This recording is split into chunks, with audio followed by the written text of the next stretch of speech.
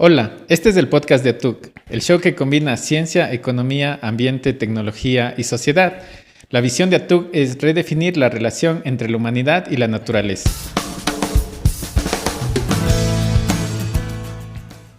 Soy su anfitrión Boris Ochoa Tocachi y el día de hoy nos acompaña Francisco Ochoa Carrasco, abogado. Él es especialista en Derecho Internacional y profesor universitario. Con Francisco vamos a conversar justamente sobre legislación ambiental, particularmente relacionada con cambio climático. Hola Francisco, muchas gracias por estar aquí. Hola Boris, para mí es un verdadero gusto estar aquí y conversar sobre aspectos tan importantes e interesantes para la sociedad. Muchas gracias, Francisco.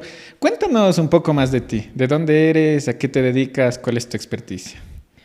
Bueno, soy cuencano, estudié en la Universidad de Cuenca. Actualmente trabajo en una firma de abogados y me dedico a derecho de competencia y también estoy trabajando en el área de litigios. Me dedico especialmente a temas de litigio complejo, me parecen bastante interesantes y es el tipo de casos que he decidido seguir o profundizar en mi carrera. Uh-huh. Estudiaste Derecho en la Universidad de Cuenca. ¿Qué Sí. te llevó a elegir esa carrera? A ver, es un tema bastante interesante porque cuando estaba en el colegio, la verdad, como muchas personas no sabía qué seguir y recuerdo que en aquella época había esa distinción entre químico, físico y sociales. No sabía qué seguir, por lo tanto tomé la decisión de seguir físico, que era bastante neutral, pero había algo que siempre me ha llamado la atención y es el gusto a leer y el gusto que he tenido por aprender ciencias sociales. Entonces estaba tal vez entre historia, economía y finalmente me decidí por derecho, por el tema de la rentabilidad, para serte bastante honesto. También tienes una maestría en Derecho Comercial Internacional del King's College de Londres, Reino Unido, y otra maestría de la Universidad Andina. ¿Cómo ha sido ese proceso y qué diferencias has visto en la educación internacional? A ver, creo que la educación internacional es bastante pragmática en algunos aspectos. Es decir, desde el punto de vista del derecho, la educación internacional se enfoca, o al menos en la experiencia que tuve, se enfoca en resolver problemas concretos, es decir, al análisis de hecho y la aplicación de reglas de derecho. Mientras que la educación que tuve aquí en la Universidad de Cuenca y también en la Universidad Andina fue una formación un poco más teórica, pero lo cual tiene un poco de sentido, pues fueron estudios de pregrado y ciertos estudios de posgrado, pero creo que esa es la diferencia fundamental. La segunda diferencia es el alcance global de la discusión que existía en mi maestría.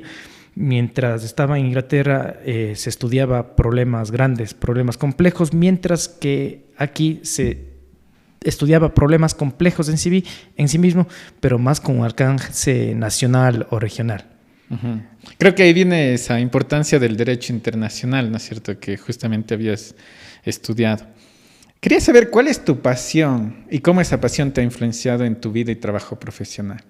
Vaya, esa pregunta es realmente complicada. Tal vez antes que pasión, lo que podría decir es que he tenido bastante curiosidad desde que soy muy pequeño por aprender ciertos temas.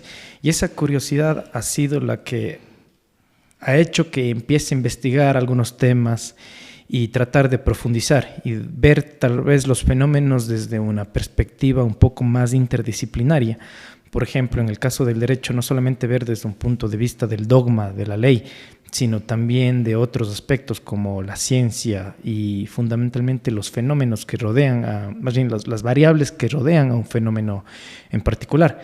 Por ejemplo, hablar de cambio climático o hablar de medio ambiente no se lo puede hacer únicamente a través de la legislación, sino más bien se te lo tiene que analizar desde el punto de vista de la ciencia. El derecho tiene que seguir a la ciencia para poder dar soluciones a problemas concretos. Y claro, justo entrando ya en materia de derecho internacional, ¿cómo hiciste ese vínculo entre lo que estudiaste, que fue derecho comercial internacional, con lo ambiental? Me atrevería a decir de que no es que exista una exclusión per se entre la materia comercial y entre los temas ambientales. A la final, todo tipo de actividad humana tiene un impacto ambiental, es decir, una huella ambiental. Entonces, no considero de que es precisamente campos excluyentes, sino más bien son campos que se encuentran relacionados. Desde el punto de vista comercial, no soy de las personas que creen que no existe desarrollo si es que no existe comercio, y a la final el comercio va a generar una determinada huella ambiental. Entonces el análisis debe ser un poco más holístico dentro del fenómeno comercial, así como desde el punto de vista ambiental. Uh-huh. Y sobre todo cuando hablamos de derecho ambiental, últimamente hablamos de cambio climático, por ejemplo, y de litigios alrededor de cambio climático. Entonces, quería preguntarte, ¿cuál es el marco normativo que existe a nivel internacional en torno a cambio climático? Okay, es una excelente pregunta porque sí hay una relativa distinción entre el derecho a la defensa del medio ambiente con el derecho al cambio climático. Como para analizar esta pregunta hay que remitirnos un poco a la historia. En los 80s, la protección del cambio climático comenzó como una especie de protección al medio ambiente, en particular con la protección a la capa de ozono. Después, gracias a los desarrollos de la ciencia, el derecho fue avanzando hasta ahora convertirse en un verdadero derecho del cambio climático que tiene sus propias reglas, sus propios principios, sus propias normas. Y en especial existe un marco normativo general que comenzó con la Convención Marco de las Naciones Unidas sobre Cambio Climático en los 90s, que se desarrolló en el Protocolo de Kioto, y actualmente encontramos el Acuerdo de París, que es la norma de protección de cambio climático más importante que tenemos hasta el momento. Entonces, esos son los tres cuerpos normativos que están obviamente relacionados entre sí, que permiten que establecen un marco global de protección al cambio climático en particular. Y el tema en el caso del Acuerdo del París es bastante interesante porque se trata ya de un marco normativo que obliga a los estados a tomar determinadas medidas para mitigar el cambio climático. Hay que tomar en consideración de que el objetivo del Acuerdo del París es reducir sustancialmente las emisiones de gases de efecto invernadero para limitar el aumento de la temperatura global en este ciclo a 2 grados centígrados y idealmente incluso a 1 grado centígrado. Uh-huh. ¿Cuál es el rol entonces de las Cortes internacionales con relación al cambio climático? Aquí hay que hacer un análisis adicional. Las normas o los cuerpos normativos a los cuales me he hecho referencia imponen obligaciones a los estados. Sin embargo, hay que tomar en consideración de que las Cortes internacionales son otros actores dentro del marco global para combatir el cambio climático. Hay que tomar también en cuenta el hecho de que las Cortes internacionales son relativamente criaturas frágiles, por así decirlo, porque no tienen un desarrollo normativo y jurisprudencial amplio. De hecho, es a partir de 1945, como consecuencia de la Segunda Guerra Mundial, cuando se ha implementado esta idea de resolver las disputas a través de cortes internacionales o cortes arbitrales. Entonces, cuando me refiero a que son criaturas frágiles, me refiero a de que no necesariamente los aspectos de cambio climático van a ser analizados, porque cada corte tiene su derecho aplicable, tiene sus propios jueces, tiene su propia comunidad de académicos que se dedican a investigar. Por ejemplo, tenemos la Corte Internacional de Justicia, tenemos el Tribunal Internacional del Derecho del Mar, tenemos la Corte Interamericana de Derechos Humanos, pero cada una de estas cortes tiene un objetivo específico. Entonces, aspectos de cambio climático se han analizado no de forma objetiva, sino más bien de forma transversal en estas cortes.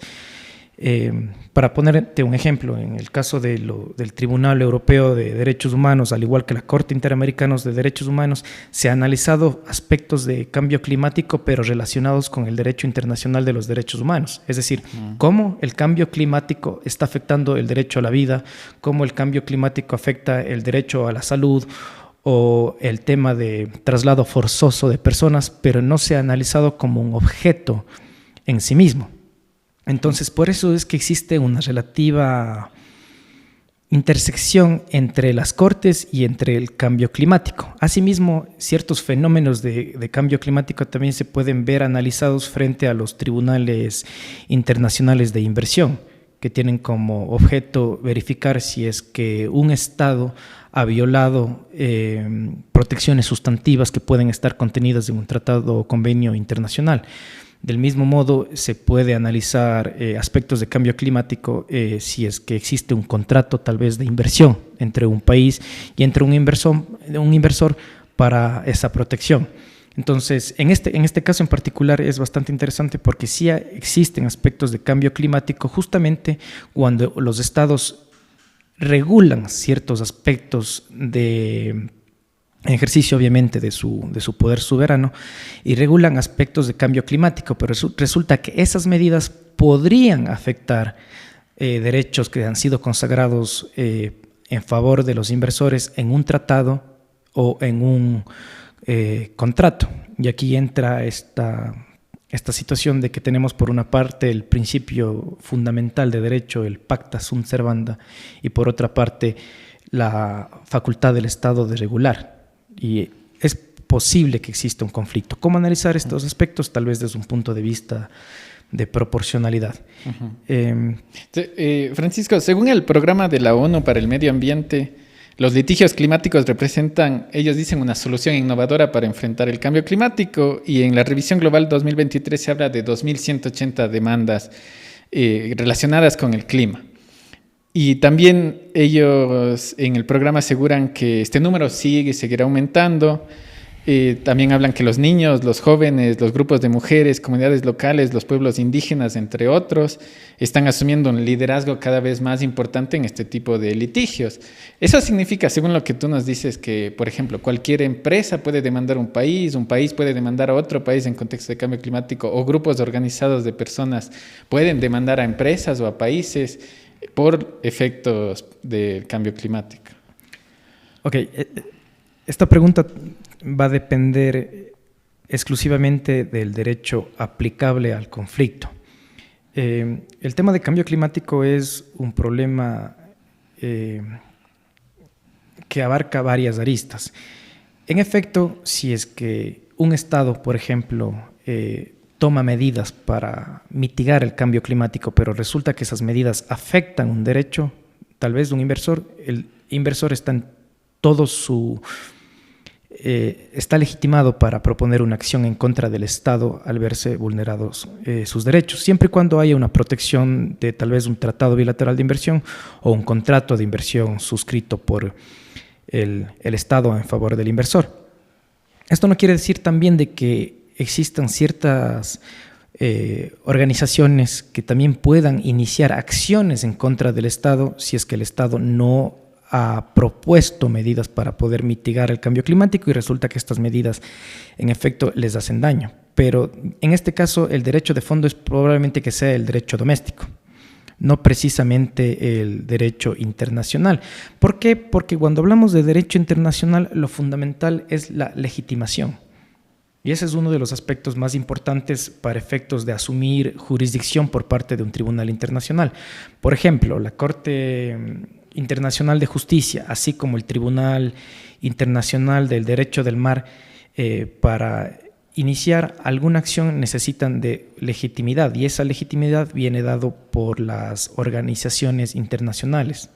Es decir, en sentido contrario, una ONG, por ejemplo, no podría iniciar acciones ante la Corte Internacional de Justicia ni ante el Tribunal Internacional del Derecho del Mar.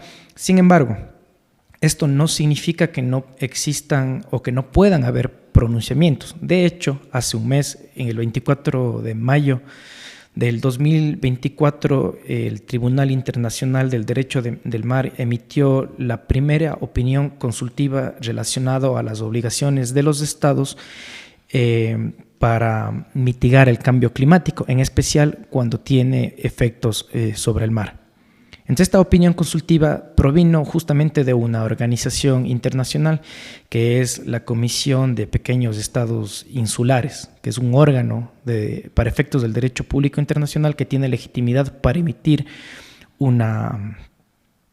para solicitar esta opinión consultiva al Tribunal Internacional del Derecho del Mar. Y la decisión fue bastante interesante porque analiza aspectos de qué se considera como contaminación marítima, si es que los gases de efecto invernadero en efecto calzan dentro de esta definición, y estableció un pequeño test para poder definir. Esta sentencia del Tribunal Internacional del Derecho del Mar abre un camino completamente nuevo dentro del punto de vista del derecho internacional, porque es la primera de las 3 opiniones consultivas que se están discutiendo. La segunda es ante la Corte Internacional de Justicia. ¿Cuál era el órgano legitimado? En este caso fue la Asamblea General de las Naciones Unidas que solicitó esta opinión consultiva, y la tercera opinión consultiva se está sustanciando ante la Corte Interamericana de Derechos Humanos por pedido de los ministerios de Chile y Colombia, si mal no recuerdo. Entonces, estas opiniones consultivas evidentemente van a ser un antes y un después para efectos de cómo interpretar el cambio climático ante los ojos del derecho internacional público.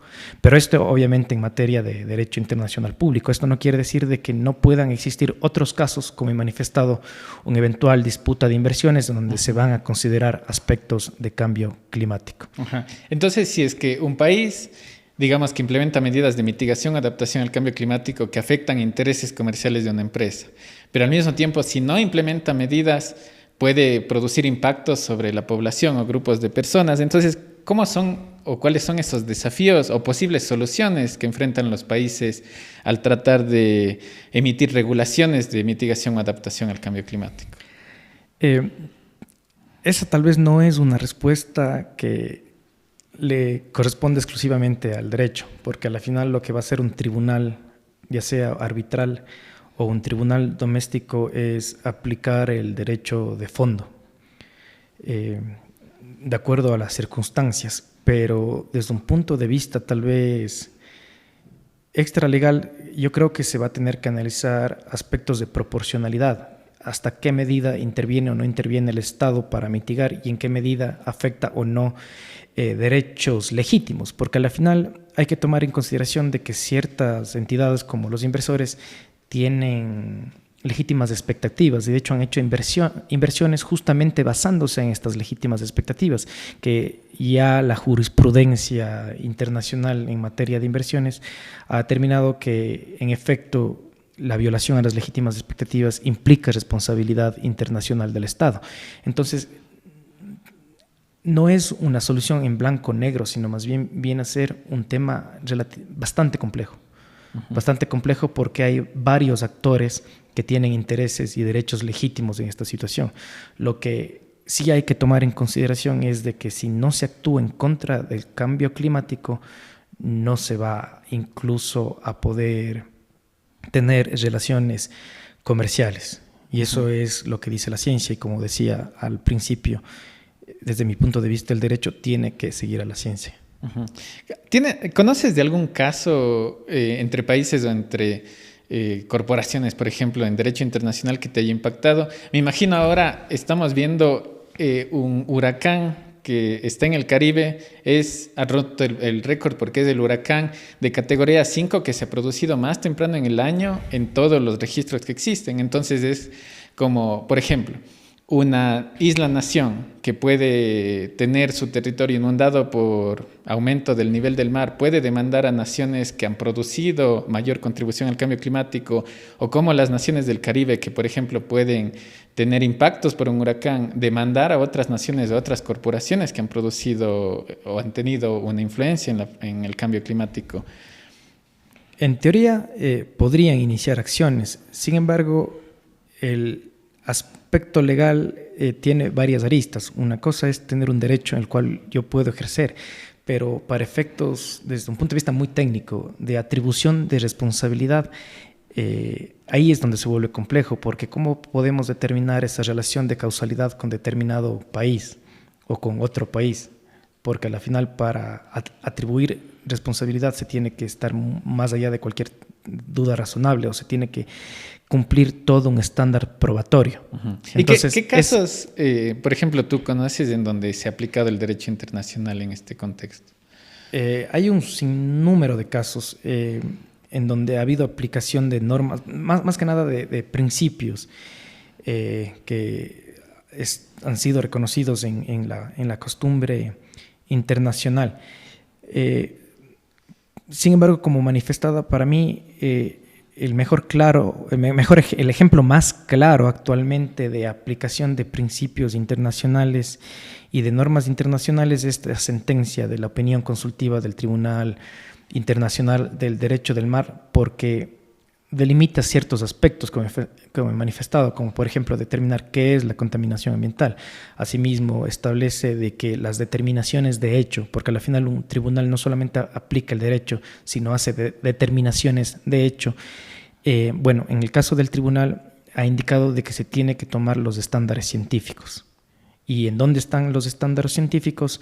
En materia al menos de derecho internacional público, en todos los reportes que ha producido el Grupo Intergubernamental para el Cambio Climático de las Naciones Unidas. Entonces, este caso es el que me ha llamado mucho más la atención por sintetizar cómo debe aplicarse el derecho internacional público para casos concretos. Uh-huh. Sí, es un tema realmente fascinante y a mí me enorgullece que tú conozcas de esto siendo ecuatoriano, y además porque acá en Ecuador posiblemente nos tengamos que enfrentar a un montón de cosas similares, y porque Ecuador es el primer país que le otorgó derechos a la naturaleza. Eso también es como un hito bastante importante a nivel internacional. Quería saber hacia dónde apuntas en el futuro personal y profesional. ¿Qué planes, proyectos tienes?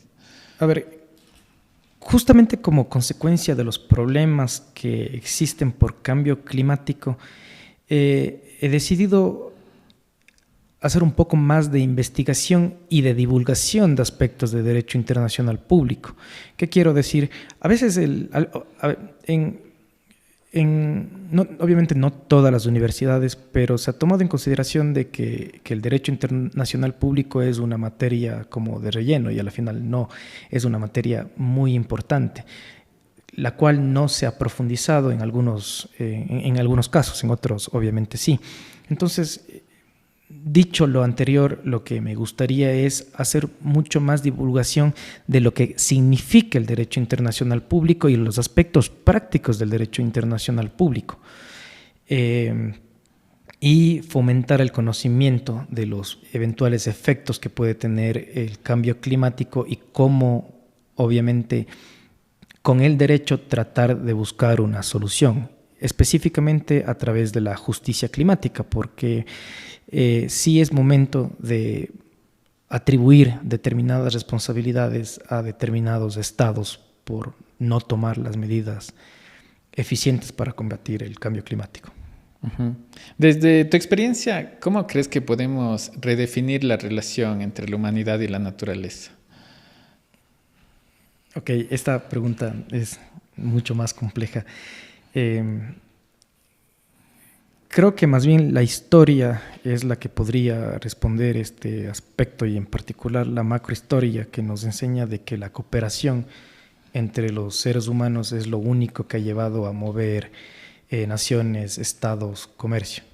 Y fundamentalmente la cooperación es la misma, la cual va entre seres humanos, lo cual va a tener que dar una solución frente a los problemas y desafíos que nos da el cambio climático. Uh-huh. ¿Qué mensaje final quisieras transmitir a la audiencia del podcast de ATUC? Sean curiosos, sean bastantes curiosos y investiguen. Y más que nada siempre hay que criticar lo que se aprende y no caer en dogmas, sino investigar mucho más allá de lo que podemos ver. Muchas gracias. Francisco también tiene un libro publicado titulado El mercado relevante en el Ecuador, que está disponible para la venta. Muchas gracias, Francisco, por acompañarnos en el podcast de ATUG. Ha sido una experiencia enriquecedora. Muchas gracias a ti, Boris, y muchas gracias a todos.